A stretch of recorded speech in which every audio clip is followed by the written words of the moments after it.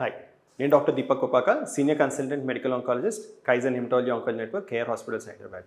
So గత వీడియోస్లో మనం చాలా క్లియర్గా ప్రాస్టేట్ క్యాన్సర్లో యూజ్ చేసే ట్రీట్మెంట్స్ ఏంటి, మందులు ఎలాంటివి వాడతాము, దాని బట్టి ఎటువంటి ప్రభావాలు ఉన్నాయి అన్నది మాట్లాడుకుందాం.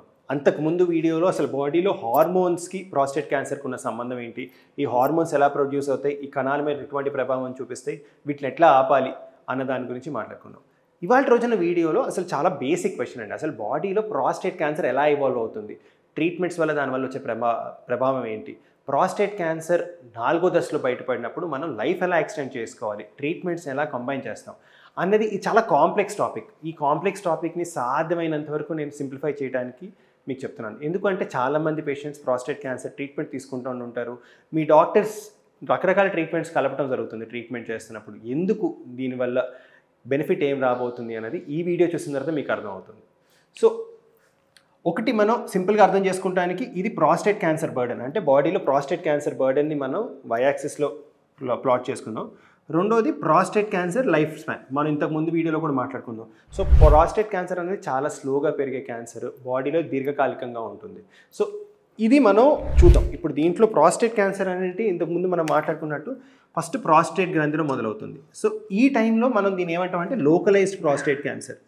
అంటే ఈ టైంలో ఏమవుతుందంటే ప్రాస్టేట్ గ్రంథిలోనే క్యాన్సర్ లోకలైజ్ అయినప్పుడు మనం సర్జరీ, రేడియేషన్ లాంటి ట్రీట్మెంట్స్ ఇచ్చి ప్రాస్టేట్ క్యాన్సర్ కణాలని చాలా తగ్గించేసుకుంటాం. చాలామంది పేషెంట్స్లో అసలు ఈ దశలోనే క్యాన్సర్ పూర్తిగా క్యూర్ అయిపోతుంది అనమాట. కానీ కొంతమందిలో ఈ రెసిస్టెంట్ సెల్స్, ఈ చిన్న రెసిస్టెంట్ సెల్స్ ఉండి ఇవి మెల్లగా పెరగడం జరుగుతుంది. ఇవి ప్రాస్టేట్ క్యాన్సర్ పెరగడానికి తోడ్పడే టెస్టోస్టెరాన్ కారణం వల్ల బాడీలో ఈ కణాలు పెరిగి మళ్ళీ క్యాన్సర్ బాడీలో తిరిగి వచ్చే అవకాశం ఉంది.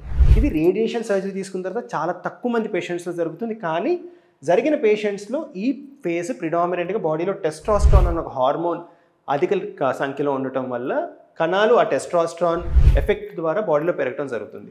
ఈ ఫేజ్ని మనం ఏమంటామంటే metastatic hormone sensitive prostate cancer అంటాం అనమాట. అంటే ఇది బాడీలో వేరే అవయవాలకు స్ప్రెడ్ అవుతుంది, ప్లస్ ఇది ఏంటంటే హార్మోన్ మీద డిపెండెంట్ ఉండటం వల్ల హార్మోన్ సెన్సిటివ్ ఫేస్ అంటాం అనమాట. సో దీని తర్వాత ఏమైపోతుంది, సో దీన్ని మళ్ళీ మనం హార్మోనల్ థెరపీస్ అవి ఇచ్చిన తర్వాత మళ్ళీ క్యాన్సర్ కంట్రోల్కి రావడం జరుగుతుంది.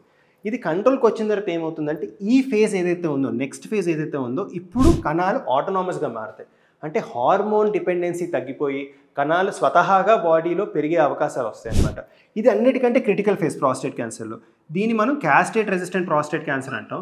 అండ్ పేషెంట్ చనిపోవటానికి కూడా ఈ ఫేజ్దే కారణం అవుతుంది అనమాట.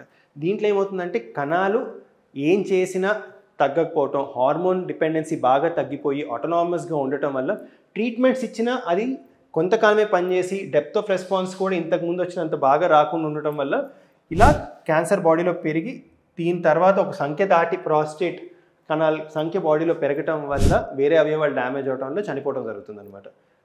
మనం గుర్తుపెట్టుకోవాల్సింది ఏంటంటే ఈ ఫేజ్, ఈ హార్మోన్ సెన్సిటివ్ ఫేజ్ అనేది ఏదైతే ఉందో దీంట్లో మనం ట్రీట్మెంట్ కాంబినేషన్స్లో ఇచ్చుకొని మనం ఈ ఫేజ్ని ప్రొలాంగ్ చేసుకునే అవకాశం ఉంటుంది. ఒక్కసారి క్యాన్సర్ ఆటోనామస్ ఫేజ్, ఈ క్యాస్ట్రేట్ రెసిస్టెంట్ ఫేజ్ అంటాం అనమాట. దీన్ని castrate resistant prostate cancer or hormone resistant prostate cancer అంటాం. సో ఒకసారి ఈ ఫేజ్లో క్యాన్సర్ వచ్చింది అంటే దీంట్లో లైఫ్ స్పాన్ అనేది చాలా ఫిక్స్డ్గా ఉంటుందన్నమాట. చాలామంది పేషెంట్స్లో ఒక 2 to 3 years median life expectancy వరకు మనం ప్రొలాంగ్ చేసుకునే అవకాశాలు ఉంటుంది.